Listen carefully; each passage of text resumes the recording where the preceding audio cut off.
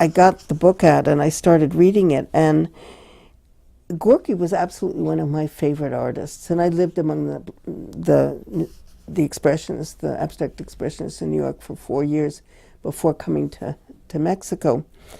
I never knew him. I mean, he died before I got to New York. But a very, very close friend of mine was Milton Resnick, who was also an abstract expressionist painter. And I didn't remember this, but I noticed here that that was sort of the connection, some of the connective tissue that Jerome writes, that it was Resnick who put him onto Gorky's work. And I would have read them first because I would read the English first and Sergio would read the Spanish first. You know, I know that do remember the feeling of excitement when, and knowing that this had to be a book, that it couldn't be just sort of lost in the pages of the magazine. And then we were great plagiarizers in those years. We had absolutely no idea that there was such a thing as copyright, and, you know, if you wanted to use some beautiful image like this, you were supposed to ask the estate or whoever or the museum.